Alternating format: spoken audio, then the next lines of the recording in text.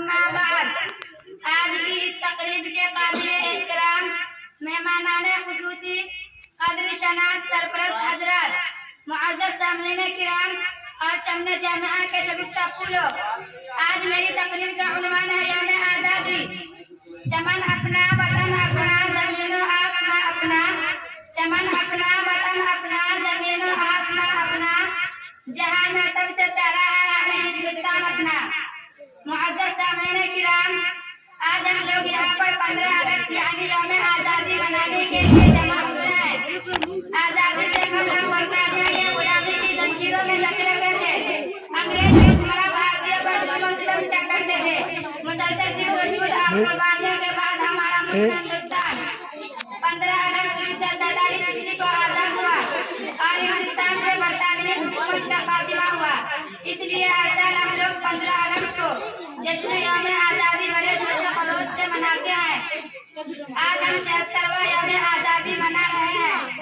वतन की खाक से मरकर भी हमको उन्स बाकी है, वतन की खाक से मरकर भी हमको उन्स बाकी है। मज़ा दामन मादर का है इस मिट्टी के दामन में।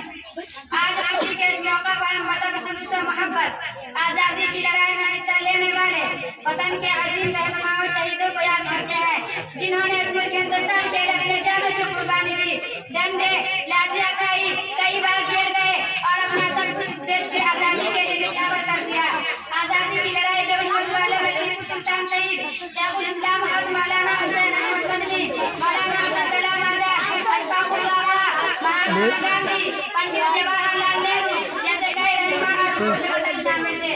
आज़ादी की लड़ाई हर देश की इज्तिमाई लड़ाई थी, इसलिए हम आज़ादी की लड़ाई जद्दोजहद में शामिल तमाम हमसे को बराए तहसीन पेश करते हैं। मोहतरम बुजुर्गों और दोस्तों, हमें चाहिए कि हम आला तालीम हासिल करके इस देश के अच्छे वज़ीर-ए-दार इंसान बने। हम देश की खिदमत करें, मुल्क में बाहमी इत्तेहाद बनाए रखें, मुल्क की खातिर कुर्बानी का जज्बा रखें और हमेशा देश की तरक्की के लिए कोशिश करें। आखिर मैं इस शेर पर अपनी तकरीर का इख्तिताम करती हूँ।